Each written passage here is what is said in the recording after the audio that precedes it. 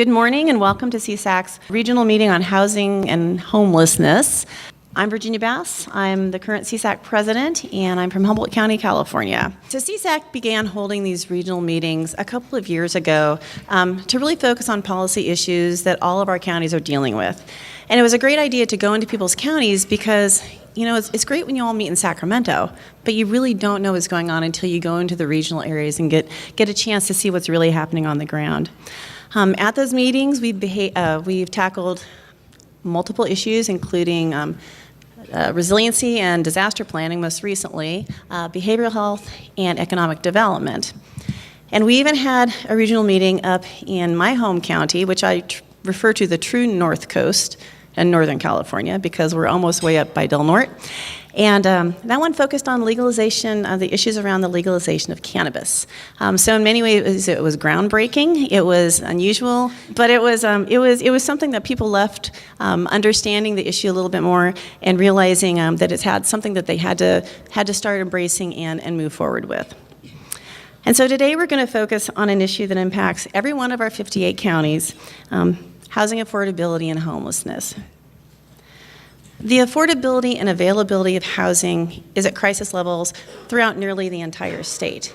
And I don't really have to tell you guys that. It's, as an issue in itself, it's big, but it's also the main driver of California's homelessness emergency. And, you know, we all know that. That's why it's a focus of CSAC's legislative drive for the rest of 2019, and I suspect beyond, because it's not going away anytime soon. So did you know that nearly half of the individuals over 50 years old that are on the streets were not homeless until they reached at least 50 years old? And the reason for that is there simply is no place for them to go. There's no availability. And I think that's really sad, and we've got a problem. As you know, CSAC is continually advocating at the state level for funding for affordable housing, including new state funding for construction of homes for affordability at all levels of income. And as an association, we continue to focus on implementation of recent legislation, including allocation of recently released bonds, as well as implementation of new programs such as No Place Like Home. Many of you know that CSAC has worked closely with cities in this regard, and for a couple of years we've been working on a joint task force regarding homelessness. And the reason this is so important is that we have to work on collaborative responses and collaborative solutions at the local level, because counties can't do it alone and neither can cities. So today, it's not so much about what's happening in Sacramento, even though we know Darby's really busy, but it's about what's happening in all of our individual counties right now. This is, of course, the spotlight on innovative local solutions to homelessness and housing affordability. Come on up. How are counties planning and building a spectrum of housing solutions? I really appreciate the opportunity to hear from folks and get some ideas out there, and I think that can serve as a guide for how we can have these conversations. They're immensely complex, multi-layered, and so it's good to know where you're thinking of things to help guide our panelists, hint, hint, right? We have Julie Conway, Housing Program Manager, Santa Cruz County. We have Michael Hopkins-Tucker, Policy Analyst from People's Self-Help Housing, and Sonia de la Rosa, Principal Administrative Analyst in Fresno County, my neighbor to the slight north. So welcome, everybody. As you know, California has a profound and extremely problematic housing crisis. Of all the 30 most expensive housing markets in the United States of America, of the 30 most expensive housing markets, 21 are in California. We, of course, also house and are home to 1 out of 4 homeless people in America. People love California. They love it because of all of us, of course, and our fabulous leadership. But it is a really remarkable draw to lots of folks, in particular those that are transitory, do not have a lot of personal wealth or resources. California is very inviting, and so it creates a very unique policy reality for us. Housing costs are going up, and so are the numbers of our homeless population. This is a public safety, public health, economy, major issues for local government and, of course, state government. And so I so appreciate your insight and your passion for this universal issue. Over half of California renters pay 30% or more of their income towards housing, and more than a quarter of renters pay at least half of their income. The state has a 1.5 million unit shortage of rental homes, affordable to extremely low and very low income households. This panel will discuss local actions counties have taken to address these intertwined and extremely complicated crises. Through improved land use planning, new local funding to leverage additional resources, and better coordination of supportive services and housing, our panelists will discuss how counties can develop a full spectrum of housing and human solutions. Our speakers this morning, Julie Conway is a housing program manager for Santa Cruz County, working tirelessly with community partners like the United Way and Homeless Action Partnership to create a county strategic plan to address and improve affordable housing. Welcome, Julie. Michael Hopkins-Tucker is a policy analyst and project manager for People's Self-Help Housing, a nonprofit affordable housing developer on the Central Coast of California. Michael works with federal, state, and local lawmakers to develop and implement best practices in affordable housing policy. As project manager, he seeks project financing and entitlements and oversees a team of consultants, architects, attorneys, and contractors. Prior to employment with People's Self-Help Housing, Michael worked as a consultant for the city of Santa Clara. And lastly, Sonia de la Rosa is a principal administrative analyst at the Fresno County Administrative Office, where she collaborates and strategizes with various county departments and allied agencies to address homelessness. Sonia manages the county's response to homeless encampments, my personal obsession. She has also served as a law office administrator and public information officer for the district attorney's office. So Santa Cruz County, like much of California, is experiencing what is being called a crisis of housing availability and affordability. Housing supply is not kept up with demand. New affordable housing for low and very low income residents has slowed with the loss of redevelopment funding, which I notice we're apparently over talking about. The county is behind in meeting its RENA goals for the current housing element cycle for all categories except moderate income housing. Lower income residents look for housing, may be forced to choose between driving long distances, spending a high percentage of income, and even be settling for inadequate housing, unpermitted substandard structures, may be forced into homelessness.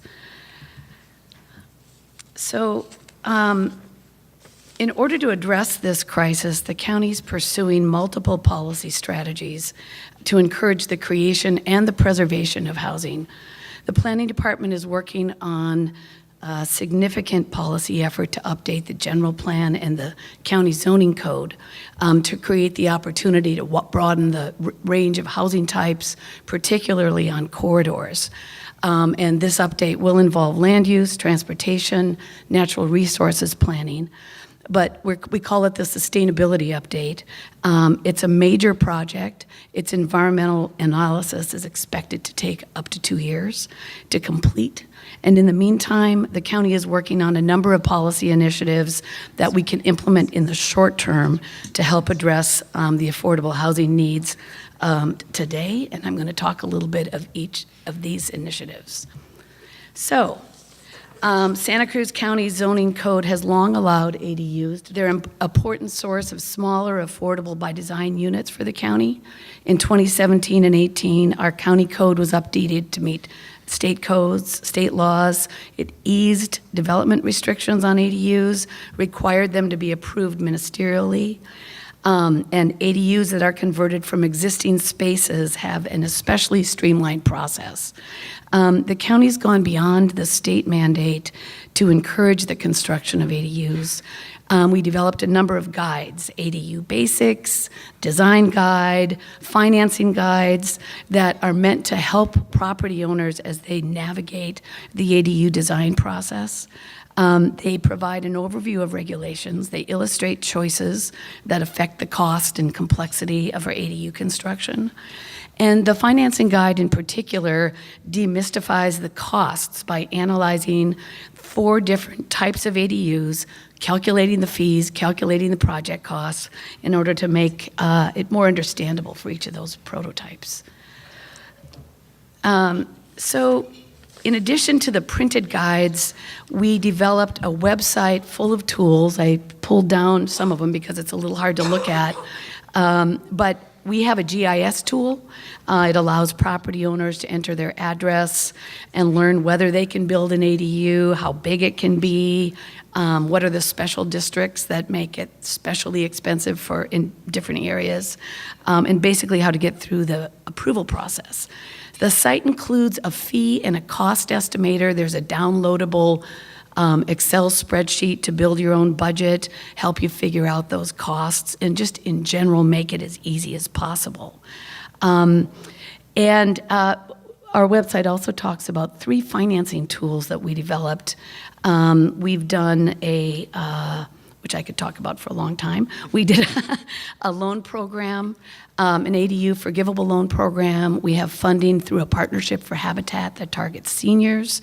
And we also have a fee waiver program for ADUs that is proving to be very popular. So in 1978, the voters of Santa Cruz County passed Measure J. It's an initiative intended to protect open space we created an urban services line, and it also required that 15% of new residential construction needs to be affordable to average income residents. These deed-restricted affordable units created by developers over time have created around 500 much sought-after affordable homes. In 2014, the county undertook a major update of the affordable housing program. The update included a nexus study and a feasibility analysis that resulted in the county taking an everyone pays approach. We created an affordable housing impact fee. So in other words, the nexus study demonstrated that all new development creates the need for affordable housing, and therefore everybody should be helping to meet that need, not only the projects of 5 or more units, which is what it used to be. The AHIF is scaled to incentivize smaller units for rental housing. I thought it might be worth looking at that very major policy goal for our board members. And it also includes a commercial fee. It's raising not quite $1 million a year. In case you were wondering how we were paying for the ADU programs, this is the source for that. So we are somewhat unusual in that over half of the overall population of the county lives in the unincorporated area. But much of that land is actually zoned pretty low densities. So the density bonus is a tool that we were hoping could help us provide the opportunity to get some more units into projects. And in 2017, as I know you all know, state laws were passed that clarified that density bonus rules, and it also allowed for the adoption of an enhanced density bonus. This year, as we were updating our code to match state law, we included an enhanced density bonus of up to 50%, and it depends on the number of affordable units are provided. And it's up to 100% density bonus, or 75% for 100% affordable projects. So applicants can qualify for a density bonus. They're eligible to receive a reduced parking and other requirements that are defined by state law, up to 3 concessions, including setbacks, building height. It helps. There is a noted uptick in interest using the density bonus, which we're really glad to see, and particularly in mixed-use projects, which isn't surprising if you want to have a long conversation about it. So Santa Cruz County's housing stock is aging, and there are situations where construction was undertaken without the benefit of permits. And we've created the Safe Structures Program. It was launched in 2018. It's another common sense program, we think, that is meant to promote special inspections, safety modifications of unpermitted structures to ensure that they're safe, healthy, and habitable, and to allow these structures to continue to provide needed housing to the community. In other words, we don't want to lose what we have. We don't have enough. The program's already very popular. All structures built before 2014 without permits are eligible if it's determined that they can't reasonably obtain permits. In other words, if a building would have to be demolished down to the studs to be built to meet current code, that's not going to be a financially viable option. We would rather see that building safe. So that property owner can participate in the state's safe structures instead. So unpermitted remodel and addition projects, as well as complete structures, may verify for certification. Active code compliance cases may participate on a case-by-case basis. So the way it works is that property owners apply for inclusion in the program. The building department staff goes out to the site. They determine what building upgrades are needed to make the structures safe. Once they've been upgraded and certified as safe, owners have relief from code enforcement so that structures can continue to provide needed housing. So we kind of like that one. The Permanent Room Housing Combining Zone is an initiative rooted in a long-standing housing element policy that recognizes that obsolete former hotel and motel properties, we also have some former care facilities, can play a role in meeting the housing needs, and that there are properties throughout the county where sites have already been converted to long-term rental housing. Residential use in visitor accommodation and care facilities is considered illegal, meaning property owners can obtain permits from the county to renovate units. So without proper renovations, units become run down. They may pose a risk to residents, including the surrounding community. The PRH Combining Zone District is a set of standards that functions as an overlay on top of existing zoning to provide for an additional allowed use, rental housing, with specific associated standards that property owners in this district could legally pursue with a use permit. By creating a regulatory pathway for permanent housing on these properties, the county can offer the potential to recognize this housing option as a legal and conforming use, therefore providing a more secure legal basis for permanent multifamily housing to continue on these properties over time. So again, we don't want to lose what we have, particularly because this is often the housing that is targeting people who are homeless who get subsidy. So this district is not intended to convert active VA visitor accommodation or care facilities to housing, although a failing motel or hotel could approach the county to be included in this zone, and we take it up on a case-by-case basis.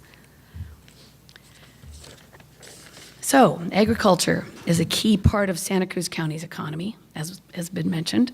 In order to maintain agriculture in the region, farmers need a reliable, healthy workforce, which requires affordable housing. A 2018 regional study revealed that local farm worker housing is severely overcrowded, and the most significant need for new housing is for families, especially since the trend in farm worker is year-round rather than seasonal work.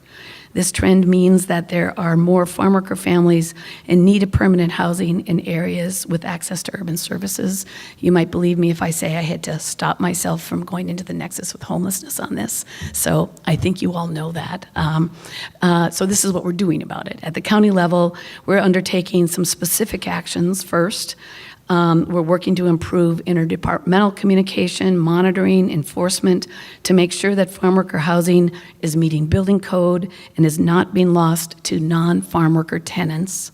Second, the county needs to update and provide more clarification regarding the State of California Employee Housing Act, which requires counties to permit farm worker housing of up to 12 units or group quarters up to 36 beds in agricultural zones as an agricultural use. We're developing clear guidance materials for staff and applicants inspired by our ADU guides. We're hoping to help landowners actually create housing. And finally, staff is working to identify and analyze potential sites in the Pajaro Valley that will support affordable housing developers to acquire, finance, and develop 100% affordable family farm worker housing that is adjacent or nearly adjacent to urban services, which is where we know families need to live. So teachers and other school employees have a hard time finding housing, so schools are having a hard time finding staff. But some schools have land available and are looking for ways to create housing. Because of this, the county is working on a policy initiative that will allow housing on PF zone sites. Existing regulations allow housing at low densities, and so many PF sites are large enough to accommodate housing and are developed at high intensity already with infrastructure, especially hospitals, schools, and other facilities. So we are working on a path right now to allow for employer-sponsored housing. And that's it. We'll take questions at the end. Yes. Okay. Thank you. You bet.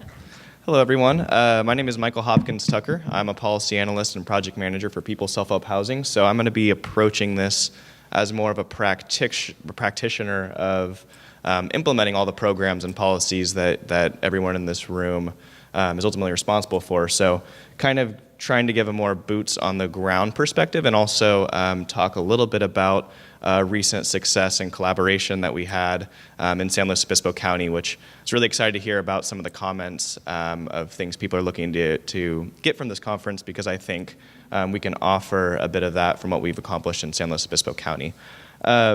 So just really quickly, a little bit about People Self-Help Housing. We are an affordable nonprofit developer on the Central Coast. We've been in operation for about 50 years, working in San Luis Obispo, Santa Barbara, and Ventura counties. And we are a vertically integrated organization, so we actually are involved in every step of the development process, from acquisition to pre-development to construction. We have our own in-house general contractor, our own in-house property management team, and also a full-time resident services staff. So we really try to have that wraparound approach, which adds a lot of both operational and financial efficiency. So I'm really excited to talk about a recent collaboration that we had in San Luis Obispo County. We formed a group called the Coalition of Housing Partners as a way to facilitate and kind of change the conversation around affordable housing in our community. It was kind of all started around our inclusionary housing policy. And as many of you are probably already familiar, an inclusionary housing ordinance is essentially a requirement for market rate developers to either set aside a percentage of their units as affordable, or to pay what they call an in lieu fee instead of building those units. And often, pretty much, I would say 99% of the time, it's going to be the market rate developer is going to choose to pay that in lieu fee.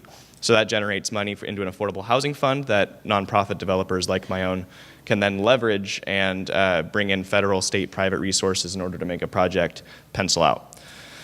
So the existing inclusionary housing ordinance in San Luis Obispo County across the political spectrum was not working. It was generating about $35,000 a year, which, for any of you familiar with how much these projects typically cost, is a drop in the bucket. And it really was not doing what it was originally intended. So with the leadership of Supervisor Gibson here and Supervisor Pashong, another one of our supervisors, they formed a housing subcommittee, and then we had a group of stakeholders, this coalition of housing partners, get together, and we all started really brainstorming, really trying to keep all options on the table, and really just looking at more outcome-based solutions, trying to check traditional ways we'd approached this in the past at the door, and really be more focused on the solution as opposed to the processes or the policies to get there. Because traditionally that had hung us all up in the past. And I think what was really unique about this coalition was it wasn't just your usual suspects, your housing trust fund, your housing authorities, your Habitat for Humanity, and private nonprofits such as ourselves, but actually we had really encouraging participation from our Chamber of Commerce, our Economic Vitality Corporation, and actually the Home Builders Association of the Central Coast. And that really kind of changed the tone of the discussion and made it about a lot broader issues than just the affordable housing people saying we need more resources for affordable housing. And instead, it became about a broader need in the community, and we started talking about how, well, we're losing employers because we can't attract and retain them, and they can't attract and retain employees. So we really started talking about this housing issue we had in a much broader way. That really helped us move forward on this issue. And so once we all got together, it took a little bit to kind of build some trust and to make sure we could all work together on this. But eventually, like I said, with more of that outcome-based approach, we were able to really move forward and collaborate. The first thing we really kind of talked about is how do we quantify this problem? And is it realistic to go to the Board of Supervisors, and are we asking for $100 million, right? That's not really going to be very productive.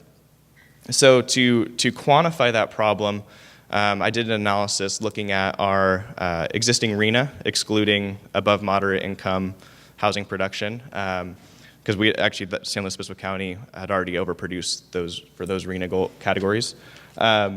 And what we did is, we quantified the RENA numbers, multiplied it by the cost of affordable housing production, subtracted some existing sources we had, pass-through entitlements like home, capital CDBG, anticipated SB2 funds, other things that are going to be coming down from the state, and then looked, okay, well, what's the remaining gap there? And we found that it was something that was relatively achievable, about $4 million a year is what we need to allocate in order to be able to leverage additional federal and state resources. So once we had that number, we could we put a suite of other options on the table, ways to finance that. The December previous to us all getting together, the county performed a nexus study, which looked at the which looked at what the market could support in terms of an affordable housing fee, and then provided a recommendation on perhaps ways to structure that. And it actually recommended increasing our residential square footage exemption from 900 up to 1,200 square feet, and then applied a tiered structure beyond that. So the bigger the home, the higher the inclusionary fees. So therefore, creating more of an incentive around building single-family homes, the kind of first-time home buyer homes, without putting the fee burden on those and really putting it more on the luxury end type homes being produced in our county. So that was one of the recommendations we put on into our suite of recommendations, and that will increase our inclusionary fee revenue from $35,000 a year to actually about $1 million. So that's, we're a fourth of the way there, and part of that negotiation too was it's going to be a pilot program, so we're going to see how that works, while also exploring some other broader funding sources as well. And so our group kind of got together and put forward another suite of various financing options, everything from a general fund contribution to increase on TOT, bond measure. I mean, you named it. We kind of just listed it out because we wanted to provide staff and the board with options so they could choose based on financial or political feasibility. So also included in this package of recommendations, and when we decided to structure it as a package, this might not be the most popular thing to say in this room, but following the state housing package, which kind of looked at attacking the issue from a bunch of different sides and kind of gave a bunch of different interest groups a couple things they really, really liked, and maybe one thing they traditionally would have hated, but they can kind of ignore that for the one or two things they really, really like. So we tried to, exactly. And yeah. So in structuring this housing package, we tried to put something together that had a little bit of something for everyone, and that's where having the Home Builders Association and the economic development organizations at the table was really helpful. So we could actually look at, okay, well, what are some of the barriers to workforce development? What are some, so we didn't make it about affordable housing versus workforce development. We made it just about providing more housing for everyone across the board. And so a couple of the recommendations to come out of that was codifying our existing CEQA consultant engagement and hiring practices to make that process a little bit more transparent, to let there be a little bit more of a back and forth conversation between development applicants and the CEQA consultant and staff to make sure that they were engaged in that process. We also, as previously mentioned, created a part of the thing that staff is drafting right now is creating a housing and infrastructure mapping that looks at our entire county, looks at where are jobs concentrated, where's transportation infrastructure concentrated, do you have basic infrastructure like power, sewer, water, that kind of thing, and just to identify where in our county are the best opportunities for workforce, affordable development, et cetera. And I imagine that document will become then a guide to other planning documents that we have, like our housing element and other kind of important guiding forces in development. So, with all of this, I think there's definitely a roadmap that can be followed to success in your own community. I think the stakeholder engagement was really critical. Having a small group of industry experts, diverse group of industry experts was really important. The leadership from the board was also critical. We regularly checked in with the housing subcommittee in order to make sure, okay, are we on the right path, or maybe should we revisit this, or and that kind of like I said, political and financial feasibility insight was really, really important. And then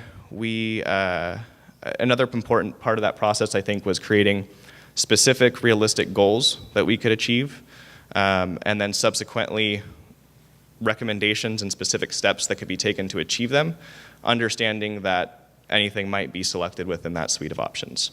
So that's generally the process we underwent. I'm happy to answer questions on maybe how this can be replicated in your own community. I think because it required a housing package that's probably going to look different in every city, in every county.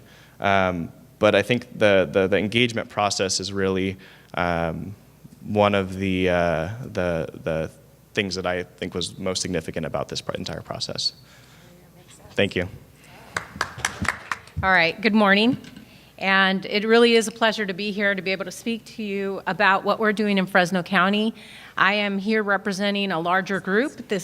I just happen to be the person that was lucky enough to come to Monterey to speak to you about it, but there's quite a few people that I work with that make our work possible in the county. And it's been mentioned a couple times, one of the most important things is collaboration. And the collaboration that I'm going to speak to you about actually has to do with more at a staff level. I like to say that more at the soldier level as opposed to the executive level. Quite frankly, because we're able to do so much without having to worry about the political piece or kind of not being able to come to an agreement with another entity. So we're able to push forward with the blessing of our county administrative officer and the department heads that we all work for to be able to bring collaboration and work within our communities. So this map here is just quickly to show you where Fresno County is. I tried explaining it to a gentleman that was from out of state, and I didn't do very good. So here's the map. We are in the Central Valley. We're highly agricultural as well.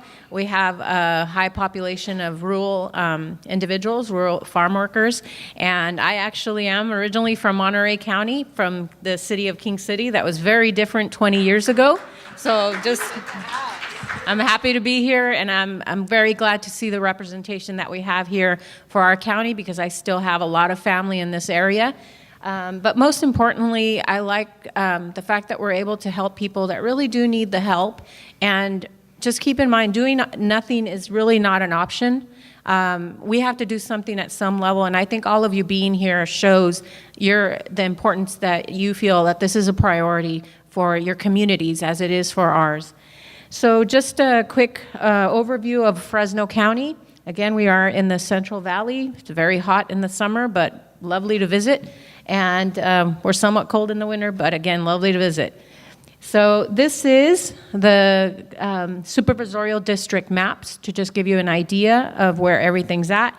Now, on the map, you can't really see it, but we have communities that are on the west end that if you needed assistance with homeless services, you would have to come to Central Fresno to receive them, which means you who do not have a vehicle have to come 41 miles, and your family who does not have a vehicle would have to come those 41 miles to be able to see you and provide those services. In many instances, if you are a female, you have to go to one place. If you're a male, you have to go to another place. And we don't have a place for your dog. So more than likely, you're not going to come downtown because, number one, you don't want to relieve your community. And number two, we don't have a place for your dog, which is likely your best friend, the only one that has been with you everywhere. And similar to us who live in homes and have those pets, we wouldn't go anywhere without them. So keeping in mind, that is what we're asking people to do right now, is to leave their communities that they love and to come to the city of Fresno.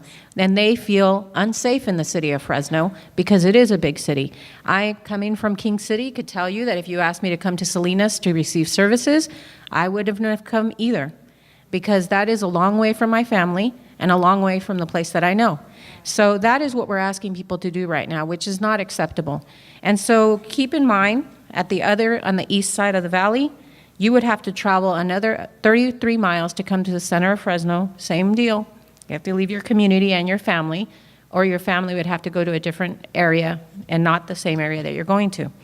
So these different districts, the blue on the top has 17% of our homeless population. The orange slice in the middle has 45% of our homeless population. There is 1% in the pink. And the first green section on the top there has 15%. The lower section has 21% of our homeless population. And this is based on the point-in-time count, which we all know is not a true count, but just a count of individuals. And in Fresno, in 2017, we had 1,745 homeless. 90% of them were in the city of Fresno, that metro area. Another 10% were in the county. Within a year's time, the percentage rose by 5%. 70% are now in the city of Fresno in the metro area, and 30% are now in the county. So if you want to ask, why did that happen? Larger enforcement of encampment removals occurred in the city of Fresno, which in many instances caused a lot of these individuals to go to the outskirts of the city of Fresno and into the smaller communities, which were not ready for the influx of families that were coming. We did speak to the smaller communities to try to determine what the point-in-time count reflected and what the actual number was in their community. In the city of Reedley, which is located in District 4, which is the green section down at the bottom, which is 23.6 miles from the center of Fresno, it was reported that they had 3 homeless. The city itself reported that they have close to 30 homeless. Most of them have taken camp next to an empty lot. The remainder have taken up camp next to the river. So I'm going to talk to you about collaboration in a little bit because of how important it is to deal with issues that are not within the county's, cities' jurisdictions. And so we actually have jurisdictions that intersect with one another, and we must be able to discuss with one another what we can do in those jurisdictions and what we can't do in those jurisdictions, and how we modify in each of the different jurisdictions that we deal with. In another city within that same area in District 4, the city of Selma reported 4 individuals in their point-in-time count. There were actually more than 100 individuals in that area. Now, it was assumed that the reason that the increase had occurred in that area was because there was a church that was nice enough to provide food distribution and other amenities to the individuals, and that essentially resulted as a magnet. The thing is, in order to receive those distributions, you have to have an address. So you're homeless, but you have an address. So what we found, it's actually a large number of low-income individuals that are coming and receiving those services from that church group. It's not an increase in their homeless population. It just happens to be a lower income folks that simply do not have the money for the food, and that's why they're coming to that community. Now, the homeless are still there. And so, like many other agencies, we're trying to determine how do we provide services to these individuals. There's a lot that have mental health issues, there's a lot that have substance abuse disorder issues, but there's a lot that are simply down on their luck and need assistance from us and are waiting for us to come up with a solution to be able to help them. Now, for those that are suffering homeless, mental health, or substance use disorder issues, we can't force them to come inside. They have to be ready, which means that all of us cannot give up on them. It will take 8 to 10 times for us to contact them, for them to even consider services. I mean, if you think about that, if you're out there and you have nobody, you don't have the assistance, you feel like nobody can help you, and I come to you 10 times, on the 10th time, you actually might go with me to receive assistance. But if you do, the moment that I turn around and I say, okay, they're gonna take care of you, we're good. The moment I turn around, you might walk away because I'm not with you anymore. So the importance of having a navigator available to essentially hold your hand through the system is very important. I was a victim advocate for 4 years, and I could tell you that there's such a great correlation to dealing with the homelessness as to dealing with the victim of crime. You are coming into their life at a moment where they are at their lowest, and how exactly traumatized. The majority are being victimized. The majority do carry weapons. They have to defend themselves out there. And so you have to, as you deal with them, be very sympathetic to the fact that they're not going to believe you the first 5, 6, 7 times. But they might believe you the 10th time. And so that's why we continue to engage with them. So today, the continuum of care has done great strides in our community to bring the population down, the chronic population down. They're providing ongoing services, but because they only continue to receive a set amount of funding from HUD, we're starting to see an increase in homelessness in our community. We had a consultant come in to Fresno to tell us what gaps we have in our community. And those gaps include things that we have to address. For example, those individuals that are newly homeless, providing more crisis services, and also developing a governance structure that allows us to do something about the problem. In the rural communities, again, got to remember, those individuals are not going to want to come downtown, so we have to take services out to them. There are mobile units that go out to those communities and engage with them. Law enforcement is having to provide social service type services in those communities because, quite frankly, they're the ones that interact with them the most, but they're doing it compassionately, just like they are in many of your communities.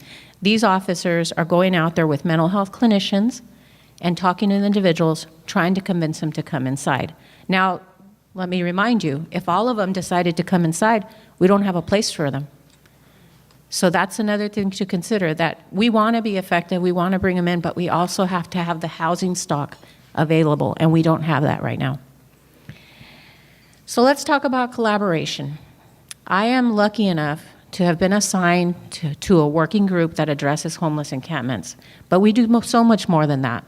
If you are a property owner and you contact us through the sheriff's office and tell us that your property has been overrun by homeless encampments, or if you contact us and tell us, as a matter of fact, sometimes we reach out to you and we tell you, we understand that there's a public nuisance issue on your property. We need you to come in and meet us. We will meet with you, not as an enforcement action. We will meet with you to have a conversation about what's going on your property. But those that are meeting with you represent different segments of our community and our county. They include the county counsel's office, which could be a little intimidating. You got an attorney in the room. We have Public Works and Planning. We have the Department of Behavioral Health, who happens to be represented today by Jolie. She's sitting over there in the back. We have the Department of Public Health. We have the Board of Supervisors present. Their assistants are there. We have the County Administrative Office, and we have the Department of Social Services. 7 different departments, 7 different individuals, but also we double that up by allowing them to bring more than just those 7, because sometimes we need input from many more individuals. But all of these are represented by staff level people, staff level employees. In some instances, the directors themselves do come to our meetings, but they have entrusted somebody in their department to represent them in those meetings and to be able to provide action. So what I'm asking you today, you that represent these departments or you that lead the counties that you work in, entrust people in your community, in your immediate staff. Somebody has to bring these individuals together and then trust them that they are going to keep you apprised of every step that they are doing. We have encampments that have, each of the encampments has different things that they're dealing with. We have some that are on private property, so we have to bring in the property owner. We have some that are on properties that are basically abandoned. We have some in trailer parks. We have some on easements.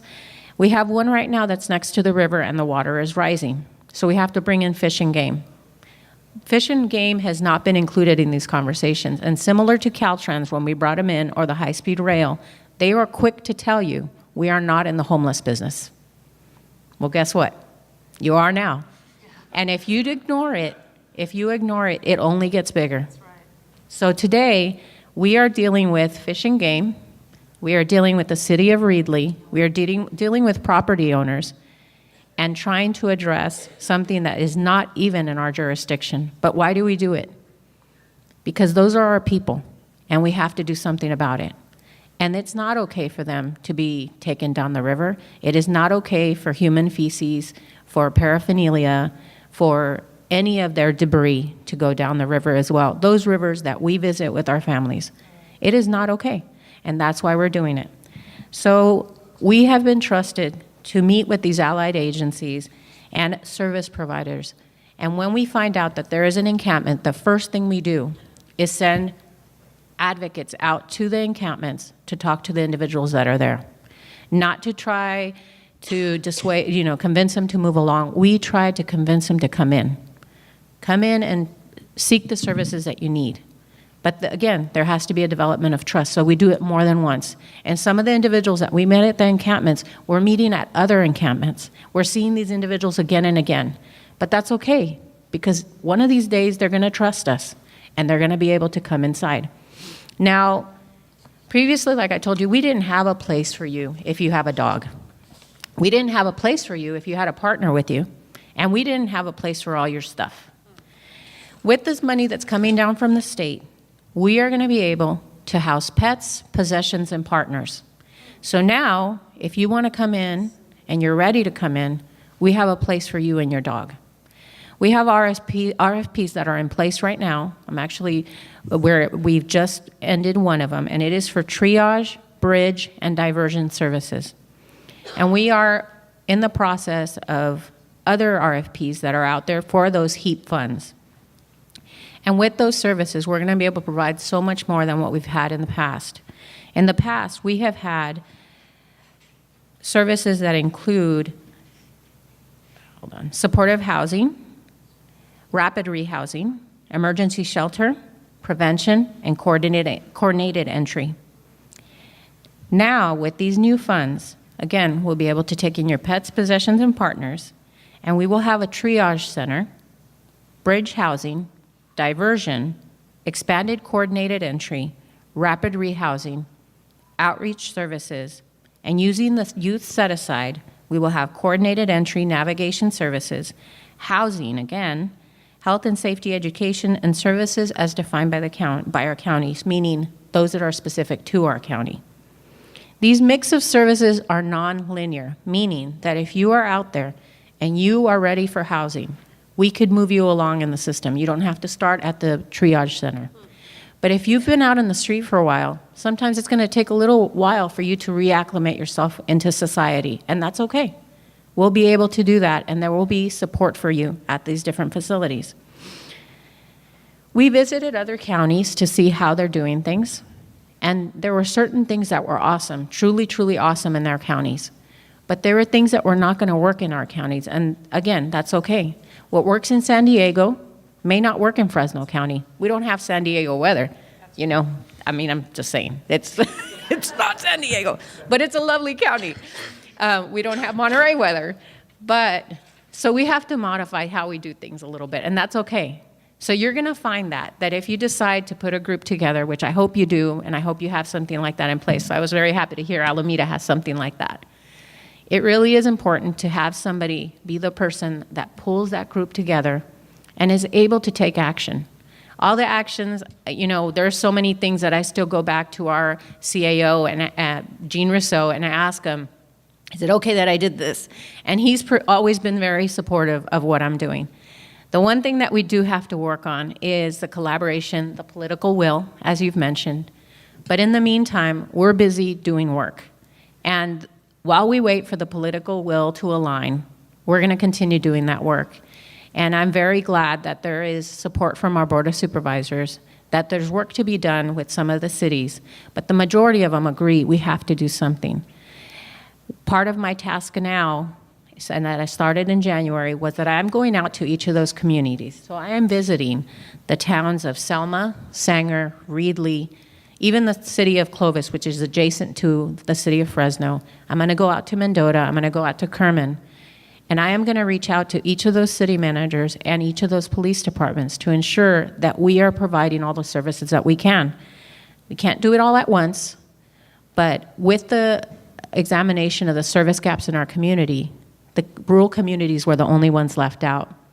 It wasn't a perfect report. It was something that originated in Metro City of Fresno. So now we're going out and meeting each of the rural communities to ensure that they are represented in any approach that we choose to pursue. So for example, my city of King City, if Salinas was making a push, we need to sit down with somebody in the city of King City and see what they need as well and how we can keep those individuals in the communities. So although there is a migration of homeless individuals into those communities, have a conversation with them, because some of the cities that I've talked to, they could tell you exactly who the homeless individuals are, who their family members are that live in that city, and the reason that they've come there. Some of them are as a result of domestic violence situation. Some of them are, because they became estranged from whoever it may be. But the majority of them that are in those communities call that community their home. So we are, again, if you were to ask me to leave King City to come to Salinas, I'd have a hard time too. Even if I had the financial backing to be able to do it, it would still be very difficult. So why would we ask out of those individuals that are there?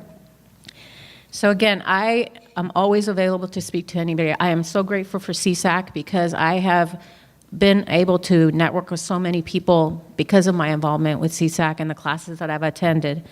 So I really, if you have any questions whatsoever about how we're doing things, if you want to come to one of our meetings, they're not super exciting, but it just gives you an idea of what it takes for the collaboration to occur. In that meeting, you could be the attorney in the meeting, you could be the staff assistant to a board member, and we listen to you just the same. There is, somebody mentioned trust earlier. We don't have to worry about that in that meeting because we are all staff and we're all trying to solve for the problem of homelessness. So if you have, maybe that's what you start off with. Maybe you start off with what you're trying to solve for and identify it and focus on that. And every time you're trying to think of, even when addressing encampments, of what you're trying to do, we're not trying to make it uncomfortable for people. We're trying to encourage them to come inside.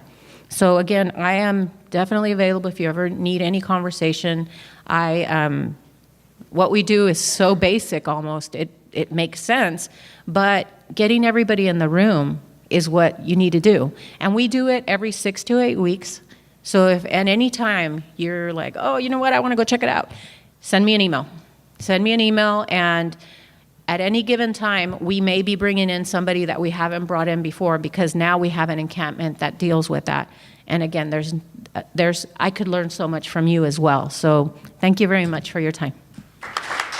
So Michael, can you talk a little bit more about first the Nexus study that you were able to get, it sounds like the Board of Supervisors to support, because you indicated that the Nexus study would support a number of market changes or actions. You went on to say something about increasing residential exemption. So that's one question about the Nexus study. The other is, are you familiar with the Palmer case and the fact that it was recently overturned and the impacts for inclusionary housing for rental properties? And could you talk a little bit about that? I found out about it, and when I spoke with our planning staff, they are aware of it, but it's not on their workload for this current fiscal year. That's not a big deal because we don't have a lot of market rate rentals coming along in our unincorporated area of our county. But if you could talk about that, because other communities might have that as an option. So. Right. So starting with the Nexus study, as part of the, and Bruce, you can correct me if I'm wrong here, part of the original inclusionary housing ordinance that was created, the one that was only generating about $35,000 a year, as a condition of that inclusionary housing ordinance was every 5 years, a Nexus study would be commissioned to determine the viability of any kind of residential. And actually, we talked a lot about residential, but commercial impact fees are also a part of this as well. But the main focus in terms of market rate production was on the residential impacts.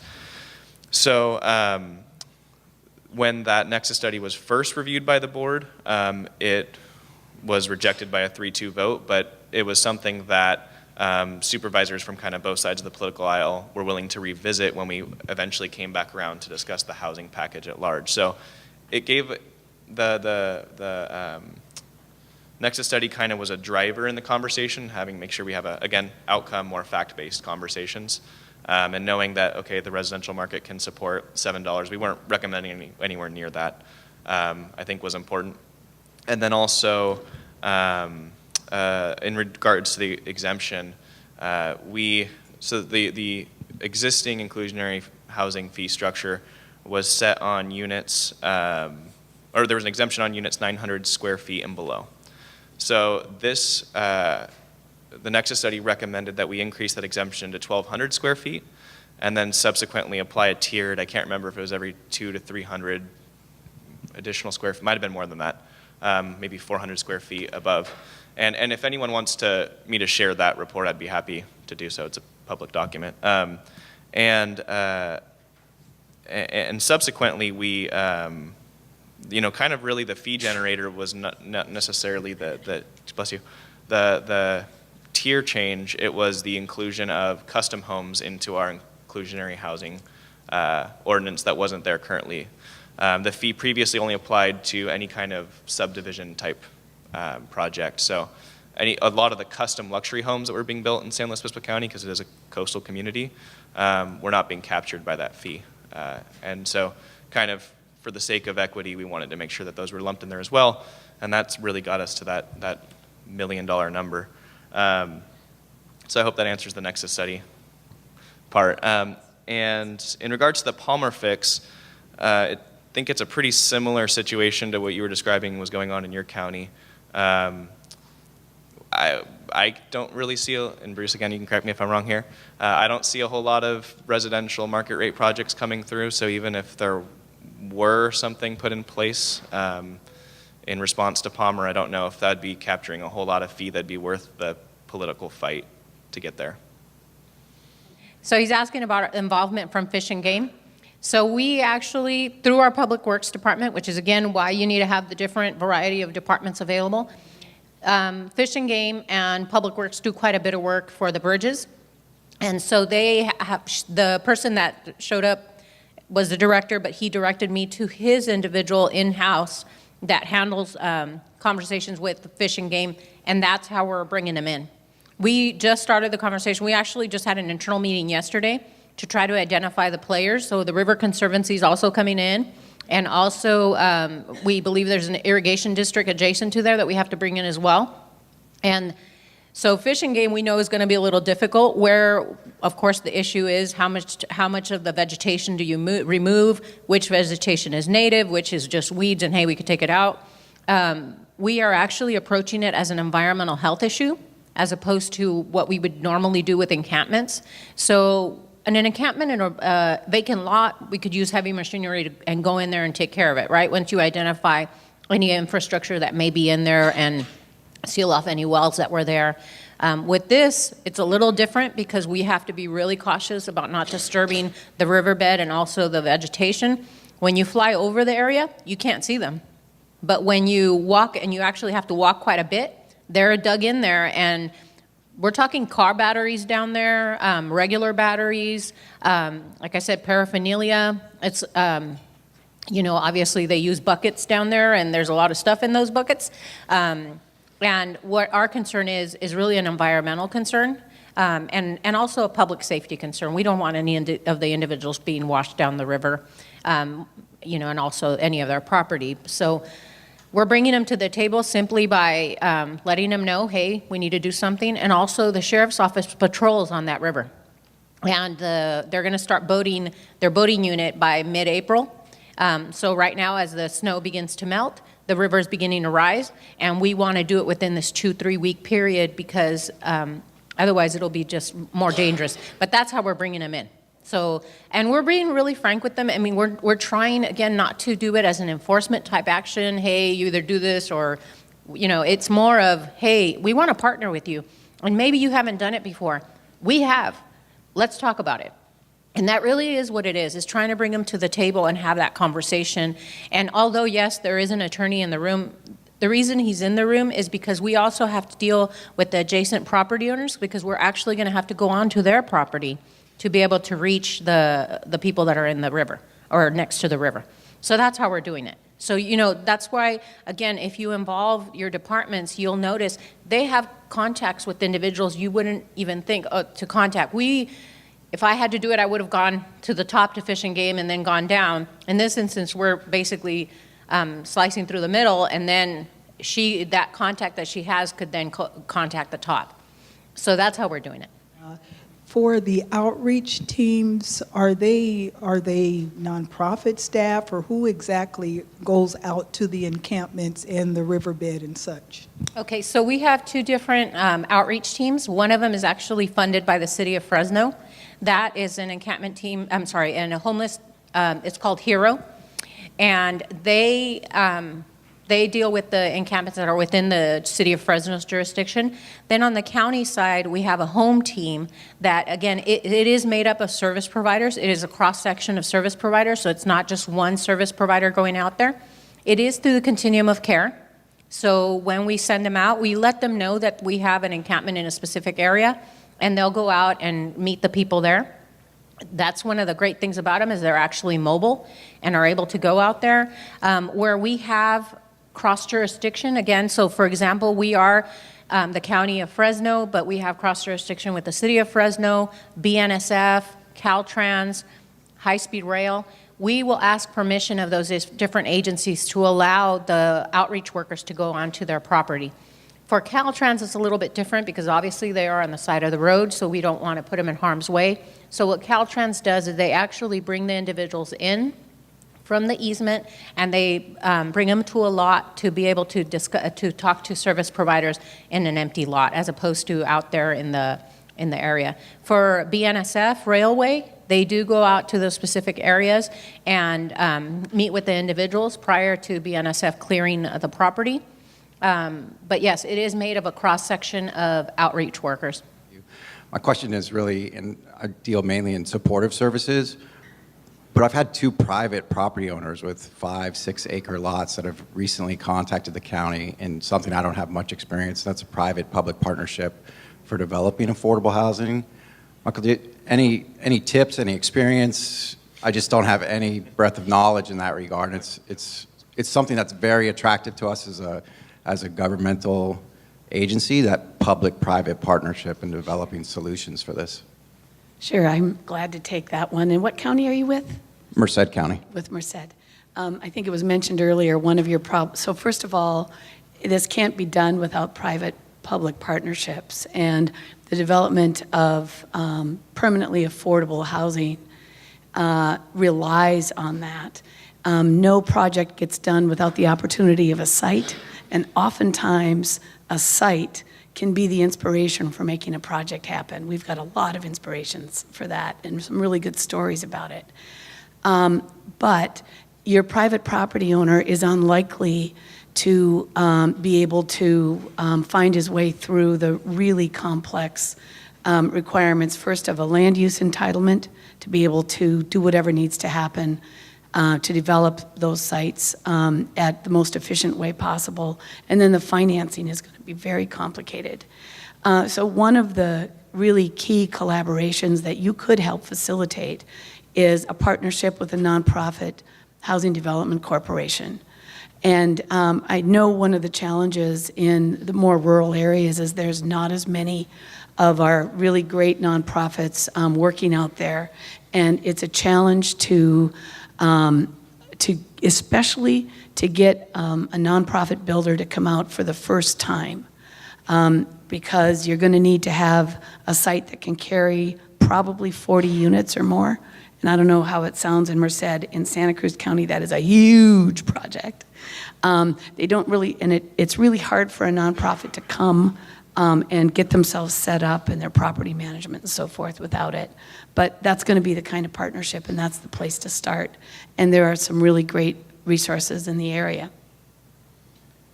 And likewise, I'd be happy to give you my card after, and I can put you in touch with maybe some of the nonprofit providers in that area, because we all collaborate and work together. And I just echoing everything that Julie said, they're incredibly difficult financial deals, and if the property owner is looking to sell it and make a profit, then that makes it less feasible or enticing for an affordable developer. If they're looking to donate it, that changes the conversation a lot. Yeah, and it's kind of that, you know, social investment versus financial investment trade-off. You know, to tell you a little bit about how the process works is it's all structured usually around the low-income housing tax credit program, which is incredibly competitive, and it's all based on your ability to raise public funds from a local jurisdiction, essentially. And that's the easiest way you can get competitive. So when you're an affordable developer going in, that's the first thing you're looking at. What public funds are available? Is there a land donation available? How can I cut my costs, and how can I become competitive? And you've got no place like home. Don't forget. Yeah, so the question was what kind of, and you can let me know if I paraphrase incorrectly, but is essentially what kind of innovative strategies are you looking at in your various jurisdictions? Small houses, prefab houses. Yeah. Thank you for the question.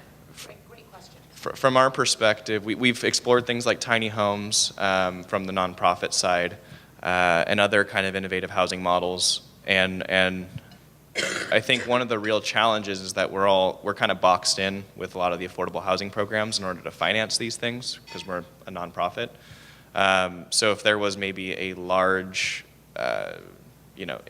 social investor or if someone who had more of a philanthropic component, maybe that would be possible. But as of right now, the existing financing programs are very strict, and you have to layer multiple of these things together as well, and so you're kind of threading the line between multiple compliance and regulatory agreements.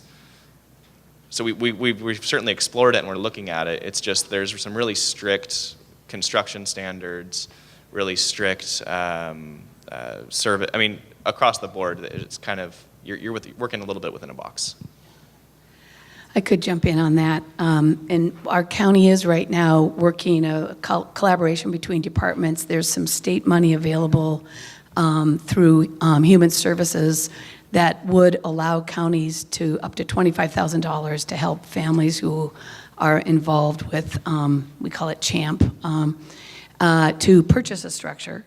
And we're looking for ways to do that, and potentially working with some churches. We've talked about some innovative ideas, but at the root of it, and it's the root of your whole question, is that tiny houses need land. And land is very constrained. So as we've talked about in Santa Cruz County, I mentioned we have an urban services line. So a residentially zoned parcel within that urban services line that we'd like to build out for housing. It's not going to be tiny homes, which is essentially a mobile home park, once you start having them all working together.